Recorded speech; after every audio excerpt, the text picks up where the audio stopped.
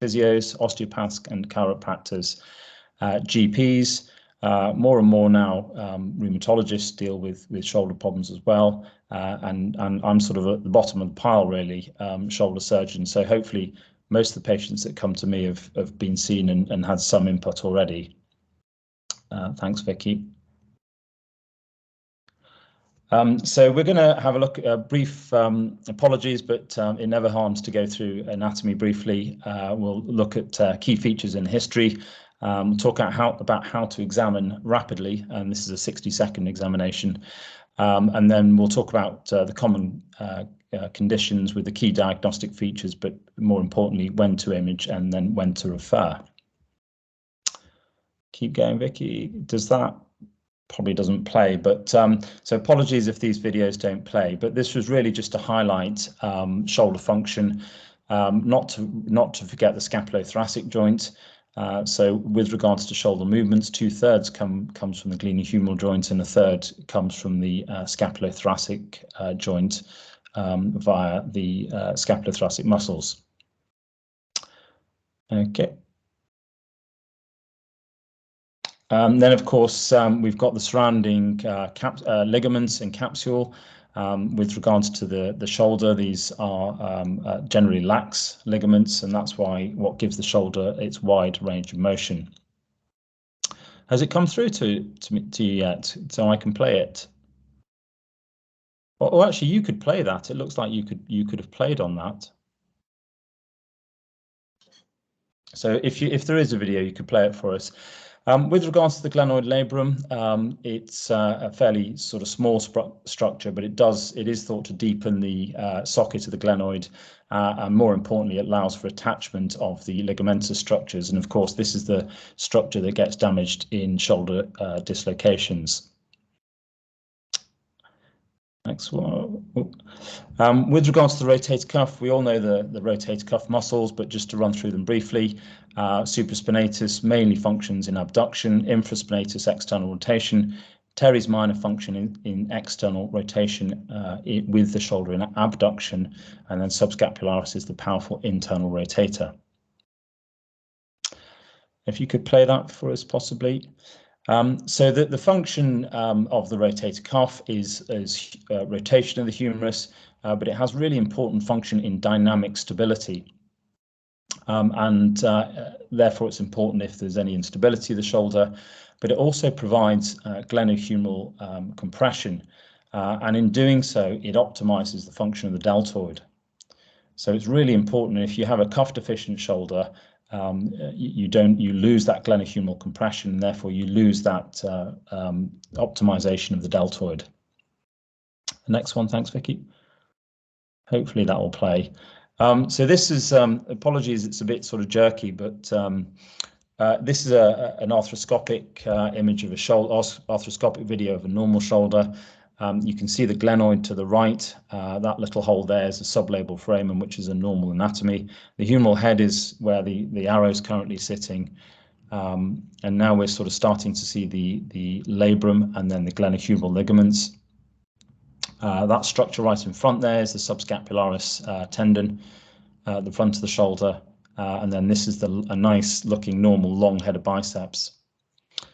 And then just behind all of that, we're just going to start seeing into view the rotator cuff, starting at the supraspinatus, and then moving posteriorly into the infraspinatus. Okay, thanks, Vicky. If you could move on. So moving on to history, again, just some sort of basics really. With age, the reason I put age is because it's fairly important in terms of diagnostic information for shoulders, which we'll talk about in a moment. Obviously, we want to know occupation. We want to know whether the pains come on acutely or whether it's more of a chronic issue. And then it's site severity, and of course what makes it worse. And then the common feature of shoulder pain is a night problem. In terms of function, oh sorry, just go back a sec. In terms of function and range of motion, so you want to know if there's any functional loss, and then it's quite an easy thing to do, but just to ask patients if they've lost any range of motion. as they often don't sort of offer that information. And then I always like to ask some simple questions. So what treatment have they had so far, if any? And of course, associated medical problems are relevant, particularly diabetes with frozen shoulder. Thanks, Vicky. So age is a useful indicator. If we look at the top 5 shoulder problems, subacromial pain being probably number 1, age is quite a useful indicator. So we tend to see them in sort of age 40 and over, although of course this is not a sort of definite cutoff. Cuff tears are often in a younger age group, although I have seen them in patients in their late 30s. And then frozen shoulder is a sort of 40 to 60 thing. We like to call it a middle-age problem. And then osteoarthritis obviously is 50s and over, but again, I've got patients a lot younger with this as well. And then instability is sort of less than, tends to be young people, although again, you can see it in elderly patients with cuff deficient shoulders. So thanks, Vicky, if you could move on. So age really is quite a useful indicator. This was really just to point out that non-specific shoulder pain is common. We do get these patients that come where they really can't sort of tell you exactly where the pain, it's fairly diffuse. It doesn't really fit an anatomical site. It's often multi-sited. And you might see these sort of postural type problems with the patients. And if you do your sort of clinical assessment, they don't tend to fit in a regular pattern. And it's much more common if there's associated psychological or psychosocial factors. So I sort of keep this on the radar really, because some patients do present with this, and there's not necessarily a specific structural problem. Okay. With regards to red flags, just always remember the neck. I definitely get patients who've been referred to me with a shoulder problem, but it's actually their neck, and I'm sure the spinal surgeons get that vice versa. Sort of disc problems being the commonest one. And the obvious way of differentiating it sounds very basic, but if their shoulder hurts when they move the shoulder, it's probably the shoulder. And that's the sort of fairly basic thing. And of course, with cervical radiculopathy, it typically refers more distally, particularly if there's radicular type problem. Oh, well, what's happened there? Are you there, Vicky? Or she just handed it over to me? Ah. Okay. The presentation has loaded now. So do you want to take over from here, or do you want to? Then. Yeah. Can I do? What do I need to do? Is it take control? Oh, take control. Thank you. Yeah. Thank you. Right. So let me. Apologies, guys. So right, here we go. Can everyone? You can all see that still. I take it. Yeah. Yeah, that's fine. You can see that, right. And then with regards to other red flags, apart from the neck, always just bear in mind tumours. This was a patient that was referred to me with a sort of subacromial type problem. And fortunately, we did an X-ray, and it was actually a metastasis from I think an esophageal cancer actually, and he ended up with a prophylactic nail. And this lady here, she was referred. She had a sort of periscapular type pain, and again we did an X-ray, and actually she had a lesion in the scapula, and that was from a breast carcinoma. So just now and again you'll get weird and wonderful things that, and if it doesn't sort of fit the box, then the sort of X-rays are probably the way forward. With regards to shoulder examination, a quick screening examination can be done literally in 60 seconds. I do believe this. Patient dissatisfaction is typically, I find, the highest when they come to me when they say no one's looked at the shoulder. And that's remarkably common actually. So even if it's a sort of fairly cursory examination, you can glean a lot of information. And inspection only needs to be sort of in the realms of 5 seconds. Palpation, literally there's very little to gain from shoulder palpation apart from the AC joint, and then basic movements you can do in a short period as well. So if you inspect, you might see occasionally something weird and wonderful. Hopefully they'll point this out to you. This is a large AC joint swelling. It's a cyst, ganglion type cyst from the AC joint. Occasionally you need to look from behind the shoulder, and you might see quite significant wasting, as in this patient. Let's see if I can just, sorry, I haven't, trying to work out how I click through this, Vicky. Oh, here we go. And here we can see the long-headed biceps. That's a common presentation, particularly in the more elderly group. And you can see on that arthroscopic image how the biceps all frayed like a frayed old rope. The thing to know about this is really in most people it's of no consequence, and just reassurance is the key. But it is associated with rotator cuff pathology. So that's the main sort of relevant point to it. In some young people, I have, when they're presented with this, fixed the bicep higher just to restore the tension, but the biceps doesn't have a function in the shoulder, so you just need to reassure them that functionally it won't affect the shoulder. And then in terms of AC joint, we're really, sorry, in terms of palpation, really the AC joint's probably the only thing you need to palpate in the shoulder. I don't find it helpful to palpate around the bicep, around the cuff insertion. It really doesn't offer much because the deltoid sort of covers it all, and therefore you don't get much information. And in terms of movements, just very quickly, sort of I just get to see how far they can abduct. I want to know roughly how far they can get it, and if so, what the sort of pain level is when they're doing it. I would want to assess for external rotation, particularly with the elbow in by the side. And as we know, sorry, just trying to advance that. Loss of rotation is indicative either of frozen shoulder or osteoarthritis. So if there is a loss of rotation, then it's one of those two things. And obviously age is the key thing here, really, to tell you which one it's more likely to be. We'll go into each of those later in more detail. Internal rotation, I find that it's the least helpful of all movements because in all shoulder pathologies it's restricted. It gives you a vague idea of how far they can get behind their back, but it doesn't offer a huge amount of information, and even if the shoulder's stiff, they still can normally get to the sort of buttock or lower lumbar level. So I don't find this particularly helpful. So if you're going to skip one, that's the one I would skip. Oh, this is playing, that's good. So inspection from behind sometimes is useful. Hopefully you can see that, and hopefully you're trying to work out the diagnosis as we go. You can see that he's got quite marked scapular winging. And if I were to tell you that he, sort of gentleman in his 60s, he developed a sudden onset of acute shoulder pain, very, very severe for a period of a week or so, and then noticed that shoulder function was limited. I know I can't really ask you all, but hopefully you've come up with a diagnosis. And if I can, brachial neuritis. So he had a brachial neuritis, and with affecting the long thoracic nerve. So that's just something to be aware of. So moving on to each shoulder condition, I'm going to start with this sort of subacromial pain syndrome.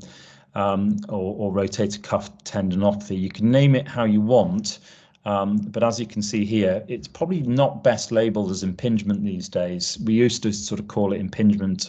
You know, all shoulder pain was called impingement, but that's not the best term. So I think I like to call it subacromial pain or rotator cuff tendinopathy, sort of either of those two. And this is a common thing. So the prevalence is 2 to 14%. So you know, in theory, sort of one or two of us on the call will probably have some sort of shoulder pain at the moment, in theory. It's higher in manual workers, and it's important to know that a good proportion of these patients do sort of develop these chronic type symptoms.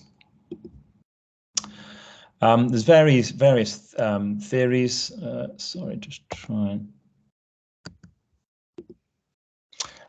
So tendon degeneration. So this is sort of intrinsic tendon factors, whether there's sort of poor biology, poor tendon morphology, and genetics and vascularity. These are thought to contribute to the development of this problem. And then there's sort of these compressive loading of the tendon that's thought to contribute to it. And this can be sort of two factors, either this conflict under the acromion, what we call external impingement, which you can see here. And also this sort of less commonly talked about internal impingement, which is where the cuff gets pinched between the glenoid rim and the humeral head. And then there's other things like neuromuscular factors, and this is, I'm sure probably everyone knows a lot more about this than I do, but just so we've covered it, this is really related to altered kinematics in the shoulder, and this is in part scapulothoracic, related to decreased upward rotation and posterior tilt. And there's also thought to be a glenohumeral kinematic problem as well, where you get increased humeral head anterior and inferior translation. And in terms of muscle activation, we get increased activation of the upper trap muscles and decreased activation of the lower trap and the serratus anterior. And this is thought to contribute to the problem, which is where the rehab comes in for these muscles. In addition to these mechanical things, there's also psychosocial factors that people have looked into, sort of depression, anxiety, sleep disturbance, and pain catastrophizing, as well as sort of general expectations of recovery. These are all thought to contribute to failure to recover. And then there's also sort of more clever things like pain and sensory motor processing that people have found contribute to this problem. So in terms of examination, this is sort of one way you'd want to, obviously, certainly if you're rehabbing them anyway, assess from behind. You often get this poor scapular control, the standard sort of painful arc where it's painful during abduction. And in terms of tests like this, I always get sort of people always ask, is this of any use, the Hawkins-Kennedy test? And I always say it's of very little value indeed. And the reason being it's a very low specificity. So if you do this test with anyone with shoulder pain, you'll come up with, it causes pain. So I don't find it's very helpful at all. In terms of, imaging, when to image, that's the question. Over the sort of decades, really, there's been a massive over-reliance on imaging for rotator cuff, and this has been proven in a number of studies. And this is evidence in primary care where sort of lots of the GPs have just gone for ultrasounds for any sort of shoulder pain, and really it doesn't really yield useful information. And there's no significant benefit of early ultrasound to tailoring treatment. So generally, ultrasound in particular is out. There's a study for imaging of early shoulder problems. So it's a fairly poor screening tool, really. And you'll get this report back, and in all patients, really, it always shows bursitis and impingement, and it doesn't really guide your treatment dramatically. And so you've got to, if you do sort of have someone who's had one, you've obviously got to interpret it in the context of the patient's symptoms. And actually, the CCGs are quite tight on this, and they're often rejecting these referrals. And they tend to sort of plump for X-ray as the first line investigation. So with regards to primary care treatment, well, BESS is the British Shoulder and Elbow Society has guidelines on this, but we'll run through it. Obviously, the obvious of activity modification and rest. Trial of non-steroidals. In most patients, I find the GPs prescribe naproxen, but if it doesn't work after a couple of weeks, I don't think it's worth carrying on. So in terms of physio, this is definitely found to be beneficial in a number of different studies, both with a therapeutic exercise program and also soft tissue massage treatments as well. So, but this needs to be given over a significant period of time. So there's no point in seeing patients once or twice, which does sometimes happen. The patients will tell me they've had physio, and I say, well, how much? And they say, well, once or twice. And obviously you're not going to be able to resolve it in that time frame. So it's got to be for a decent time. And then we move on to injection. And there is reasonable evidence for injection for those of you that do injections. Some of you may do, some of you may not. Most studies show there's a fairly small to moderate benefit with injections, but the benefit is better than the non-steroidals. So it's certainly the next step on from non-steroidals. The effect often, obviously, is only temporary.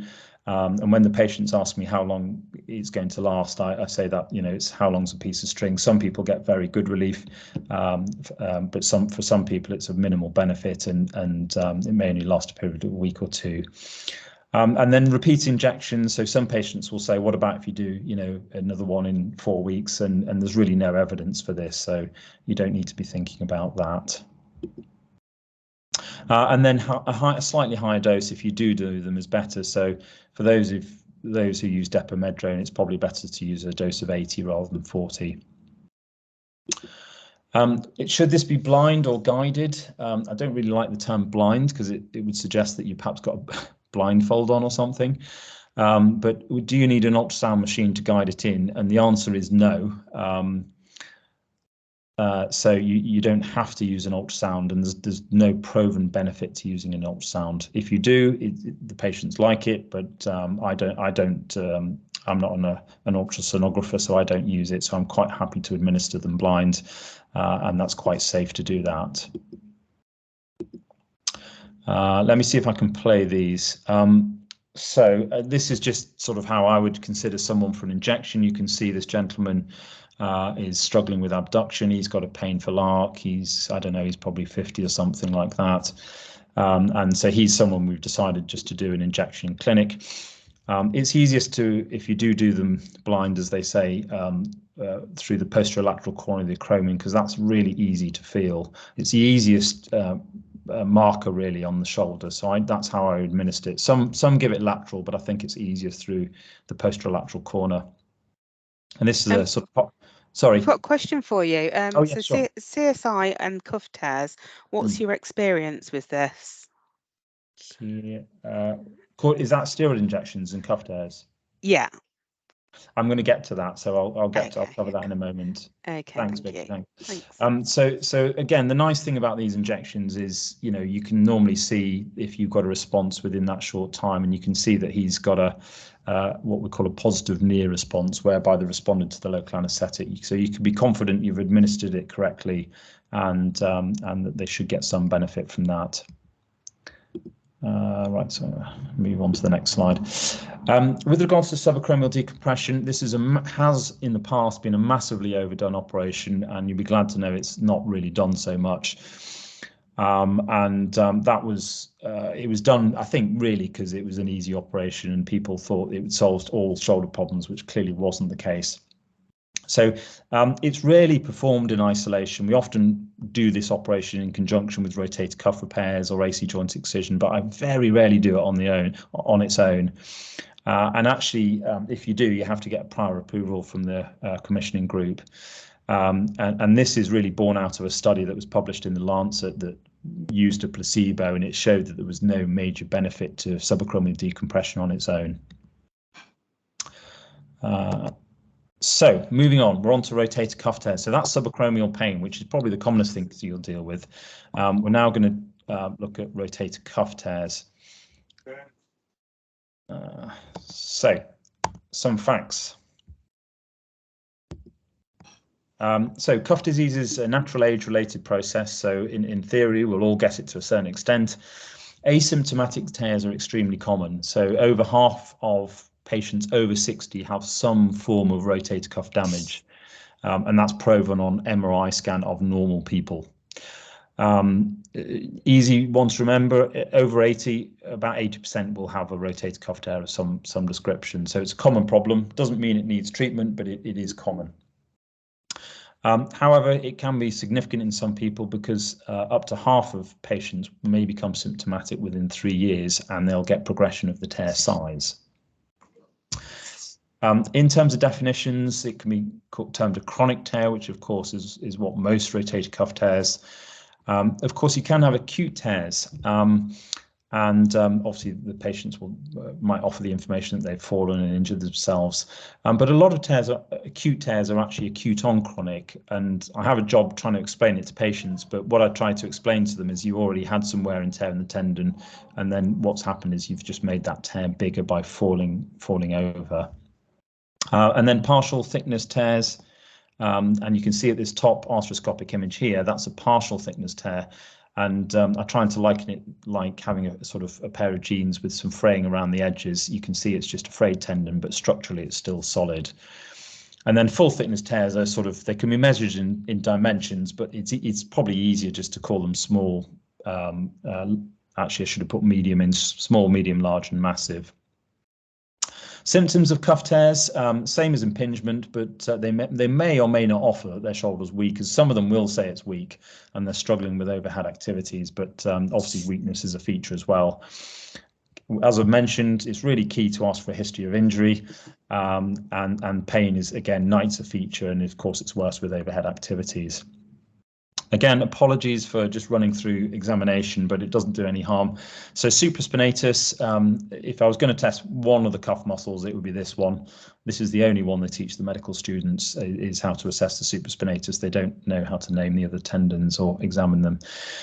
It's called the empty can test because it sort of looks like you're emptying a can onto the onto the floor. I don't quite know where it's come from, but suffice to say, you have to internally rotate the arm.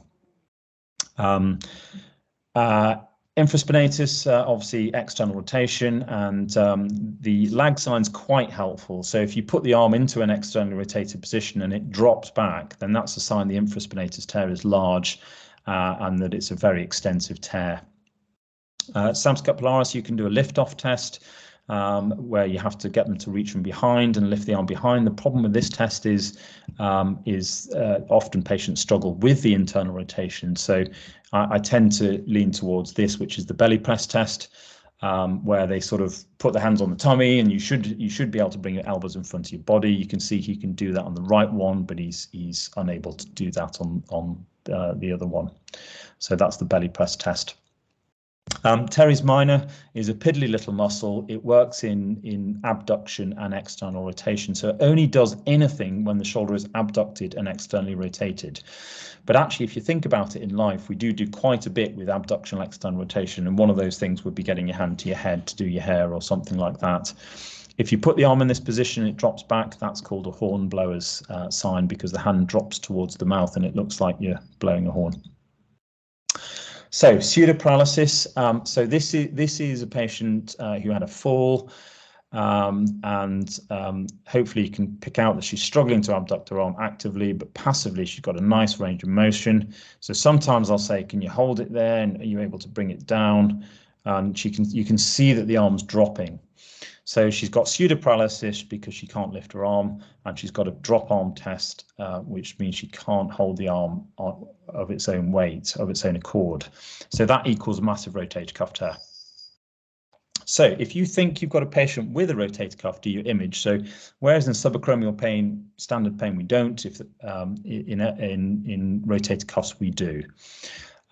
So you don't need to image them all, though. I think if you clinically suspect a tear and they're weak on examination, you think there might be a candidate for repair. So, for instance, if you've got an elderly patient where you think there's no chance that no one's going to repair anything there, it's probably fairly academic getting a scan. And sometimes I just tell them there's no need to get the scan. If you're going to image, ultrasound versus MRI, ultrasound's a bit cheaper, non-invasive. But it can be a little bit unreliable depending on the whoever's doing the test, and of course you don't have the images to look at. So MRI is a little bit nicer, but we get lots of patients who are claustrophobic. So I always ask them, can you go into the scanner? And if they're not keen on it, I go for an ultrasound. Obviously check they've got no pacemaker. Overall, it's a bit more accurate. You can see the images. It's a bit more expensive. If we're doing surgery, sometimes it's quite nice to plan, and also you can look at things like the grading, muscle grading. Don't forget, reports can be variable, so neither test is 100%. So I never entirely rely on what the scan report shows, and you should obviously correlate it with clinical findings. So acting on the report. So imagine the scan comes back and it says there's a full thickness tear. Is surgery required? Again, you've got to correlate it clinically.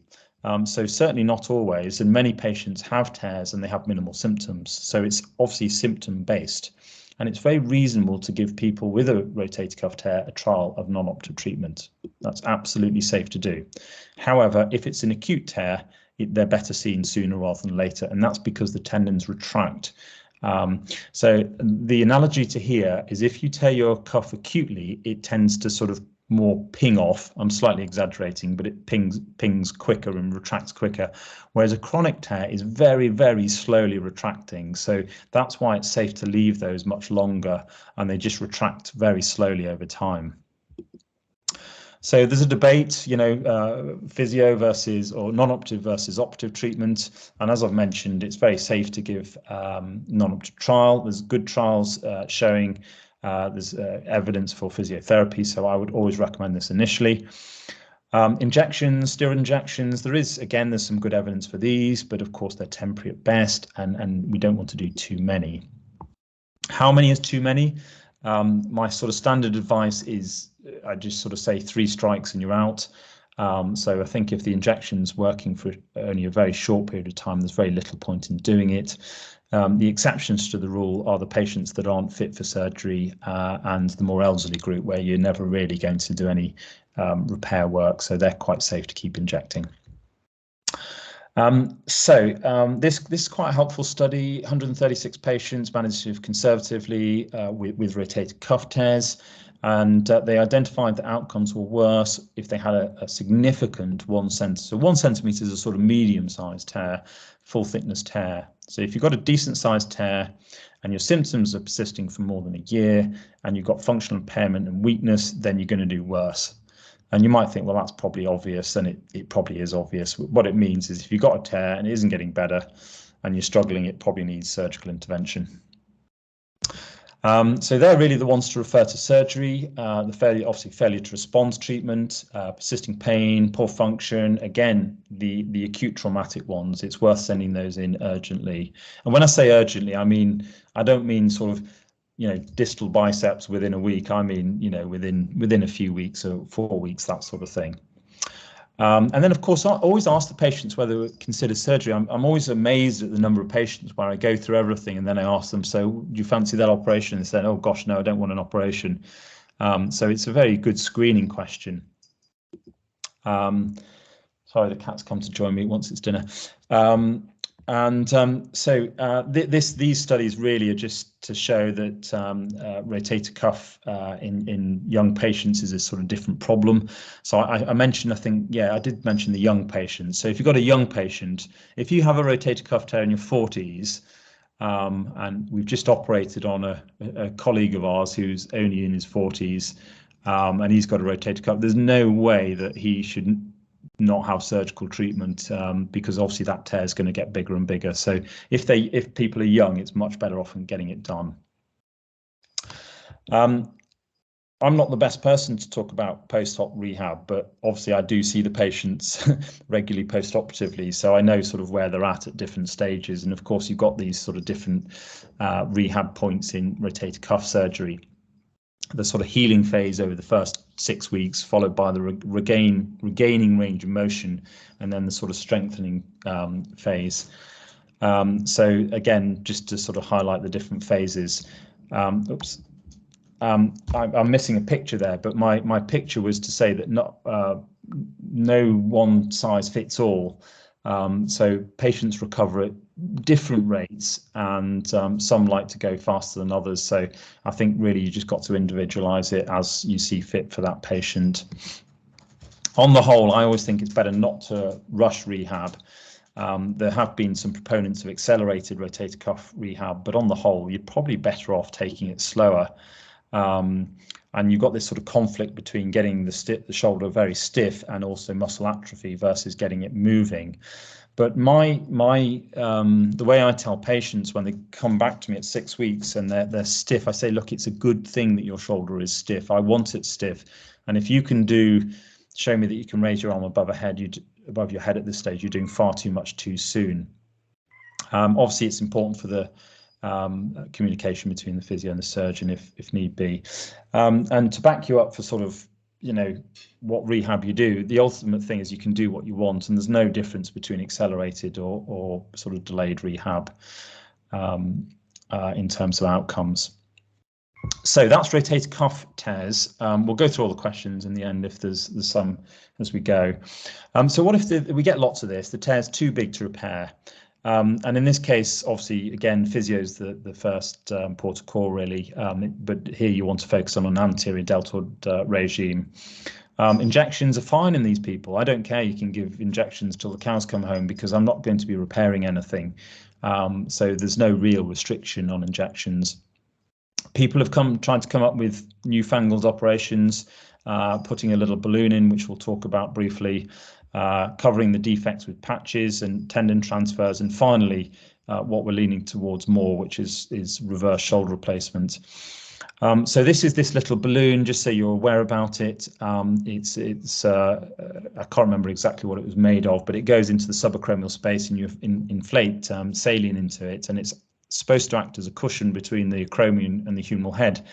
But the problem is it dissolves in 3 months, so by then it's having no effect. And the people that sell it tell you that, well, they get better in that time, but we found out that they didn't. We did a Lancet trial. We got £1 million from the government and did this trial, which basically showed it didn't really work. And that was published in the Lancet, and that was a nice randomized trial. So that one's out, really, which it was good, really, because it was people were putting them in like Smarties and they were £1,000 each. So we've stopped doing that. You can put patches in. There's no great evidence for this, but these are sort of things to fill defects where tendons can't be repaired, and these may be applicable in the younger age group where you're really stuck. You can do tendon transfers, one of which is moving the latissimus dorsi. There's quite a look like big sharp bite incisions, don't they? But you have to harvest the latissimus dorsi, and then you feed it up under the deltoid muscle, and it gets plugged in onto the top of the humerus, and it's supposed to replace the sort of posterior superior cuff. We've done a few of these. It's just something to consider, but obviously you wouldn't want to be doing that on every patient. And this is just a patient with a reasonable outcome. And then there's another one that's come up, which is moving the lower trapezius and in a similar manner to, and this has got quite good results, and it's thought maybe to be slightly better than the other one. But we don't do too many of those. We tend to do more of this. So this is a patient with pseudoparalysis. You can see the humeral head is almost escaping out because there's so little cuff, or there's no cuff covering the humeral head, so it's just tending to escape every time he abducts his shoulder. And this superior migration phenomenon of the humeral head. So this is a very non-functional joint. You may see an X-ray like this, where the humeral head is just sat underneath the acromion, and some of them go on to get quite finely advanced arthritis. And then you can see this surgical picture that the humeral head is entirely bald. There's no tenocyte attached to that humeral head at all. And that's where reverse shoulder replacement comes in, and this is pretty effective, and it's been shown in studies that it's a very effective treatment for this sort of end stage problem. So moving on, a few more conditions, so it won't be too much longer. So frozen shoulder, adhesive capsulitis. Number one, it's commonly missed. I find it's probably one of the most missed problems. I think this is the most missed, and if I thought of the other one, it would be the AC joint as well. I think these two are the most commonly missed problems. It creates a fairly severe type pain, and it's very different from the subacromial pain. And often people will say it's a sort of, if you ask them, it's got a nervy type pain to it, and it often will refer further down than the subacromial type pain. It's a middle-aged problem, so you don't see it in really young people. You don't see it in really old people. So there's no doubt it's bizarrely a middle-aged problem. Females are a little bit more common than males. Some people will give you this history of minor trauma, and the common one I hear is the dog pulled the lead too hard, or I overstretched to get something from the back seat of the car and then it hurt, and then it just kind of snowballed over the coming weeks. Diabetics always ask them about diabetes, and that's because diabetics get worse. And then you've got these sort of phases of what happens. I have to say I don't pay too much attention to it because it doesn't really change what you do, but they're well documented. This is worth mentioning, this SIRVA, S-I-R-V-A. It's fairly topical. Patients are aware of it, and the acronym stands for shoulder injury related to vaccine administration. And it can either sort of result in a frozen shoulder, or it can result in subacromial pain. And I think actually the more I've seen quite a few with this subacromial pain. And I think probably the injection I've seen it in slim people where the injection's probably just been given a little bit too high, and it might have got in around to the subacromial level or close to it, and it sort of triggered this inflammatory reaction. The answer is you just need to pay attention and listen to the patient that it was related to vaccination, but it doesn't really change what you do. But I think it's just worth being aware of, because we're obviously doing lots of vaccinations. And in terms of frozen shoulder examination, that's the classic examination. If I could do one thing to examine a shoulder, it would be this. It would be to check external rotation. And this is not my video, but this is an image I just got off online. But you can see her range of motion. You can see how limited it is, and sort of what she can't do. She can just get a hand to her head, and we'll see how. I think it shows how far she can reach behind. So this is sort of what a classic frozen shoulder looks like, but this actually is a patient who had the shoulder fused. And the reason I put this up is because a frozen shoulder gets so stiff that it's almost like it's fused. And actually what's happening is all the movements, there's no movement through that patient's glenohumeral joint, it's all scapulothoracic. And that's basically what happens with a very advanced frozen shoulder. And we find that when they're under anaesthetic, if we ever do surgery, it's really rock solid, the shoulder. Let's move on. Sorry. Come on. That won't let me move on. One sec, guys. Apologies.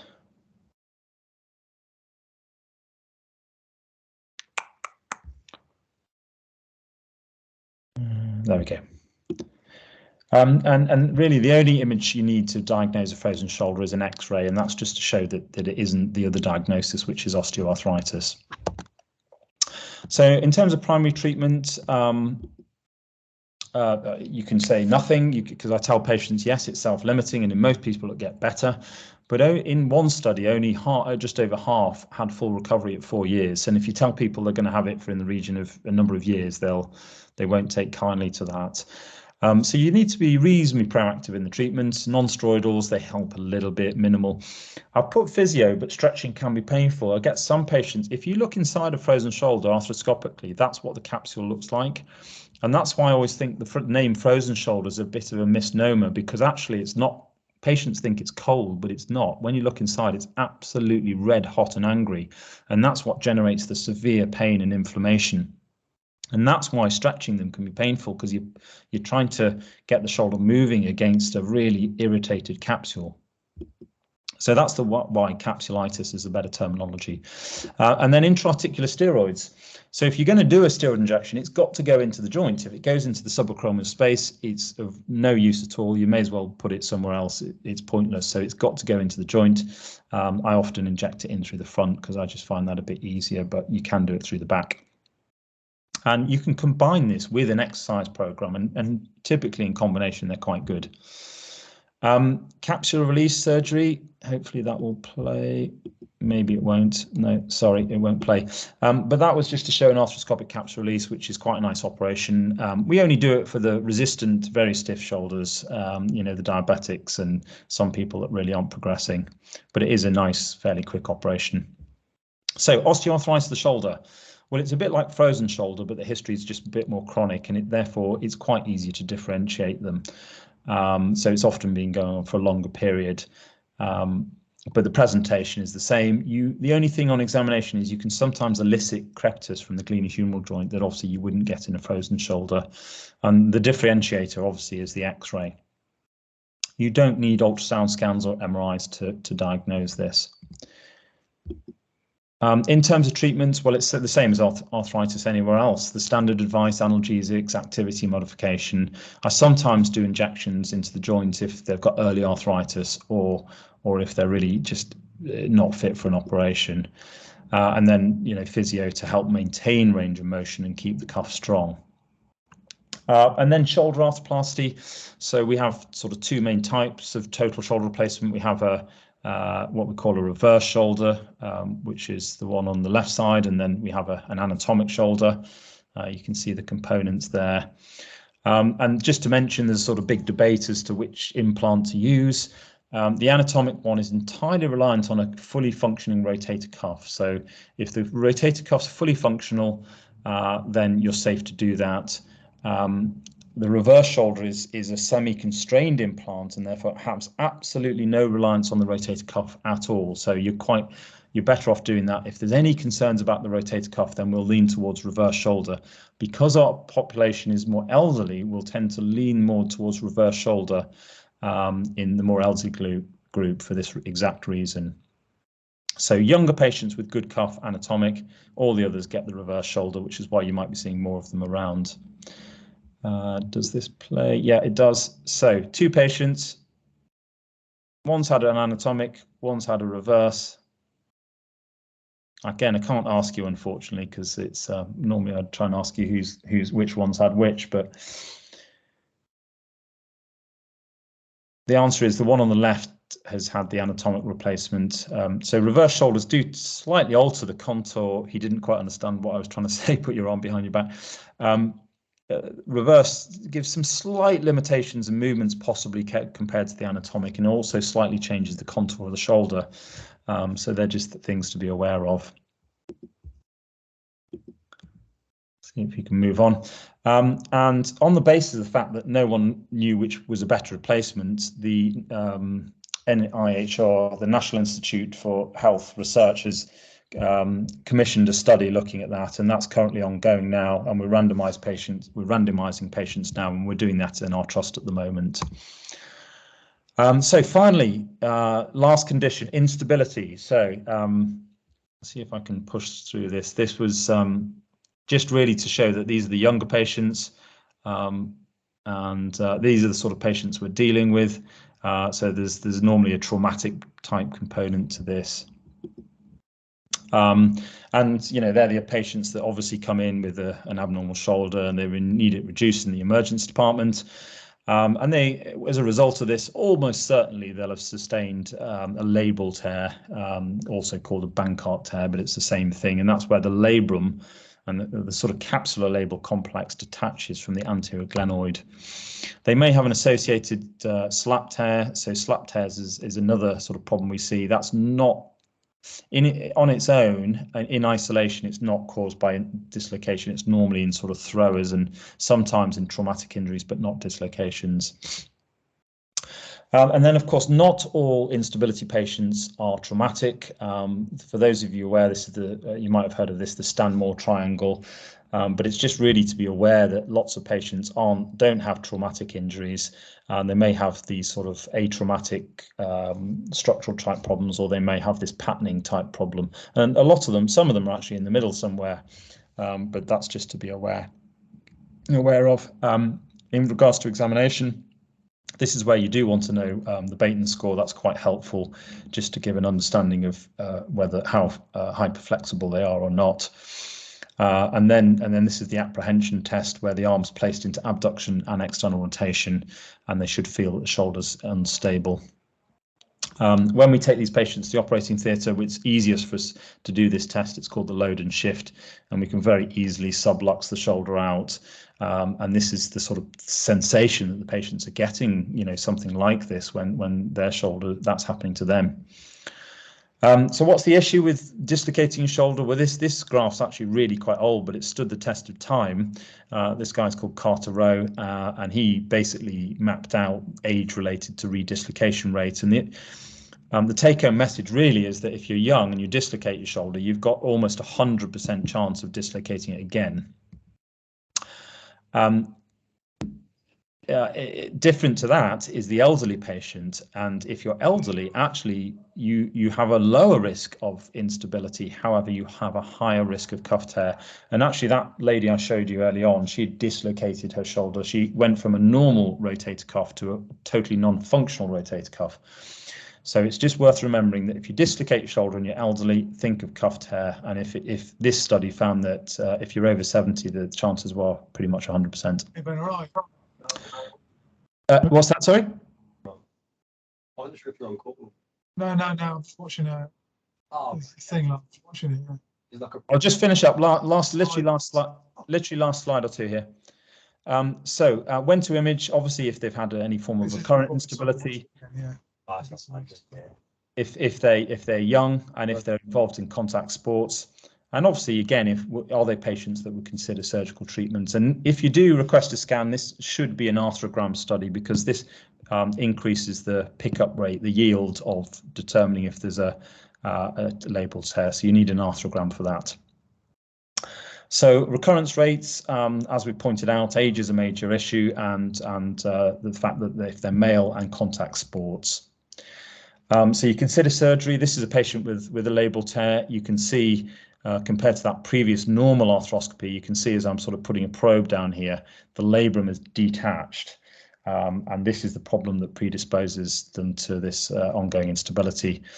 We've got a nice solution to this, which is arthroscopic stabilization. It's a really neat operation.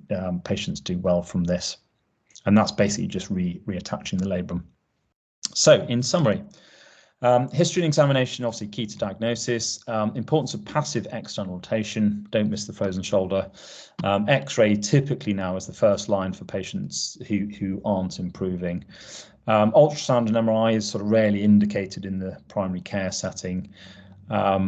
Referral, when to refer. Ultimately, if the diagnosis is unclear or they're not responding to treatment, but always ask them, it's always worth asking them, is it something you would consider having surgery on? And of course, urgent if it's a traumatic rotator cuff tear. So that's it. Apologies for the IT issue, but hopefully you could hear everything. And any questions?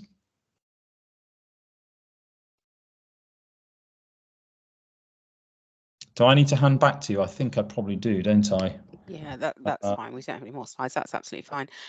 There's no questions in the comments section. If anyone has any questions, if they want to come off mute or type them into the comments section, give a couple of minutes to. I think for any questions. Oh no, I'm only 2 minutes over, aren't I? Yeah. Everyone's hungry, probably.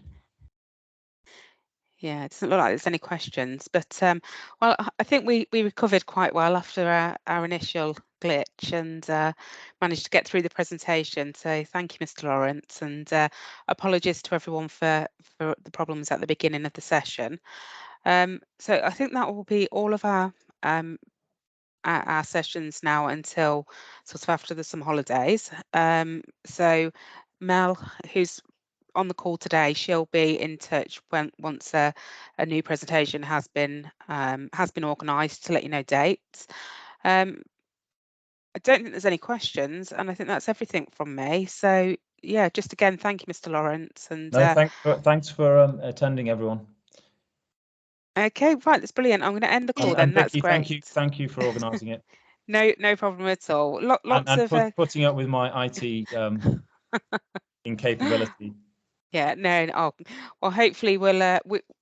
Mel and I have been googling what we can do to help in future. So hopefully we'll iron out any technical problems on future ones. Thanks, Vicky. Appreciate but yeah, it. And thanks, Mel, as well.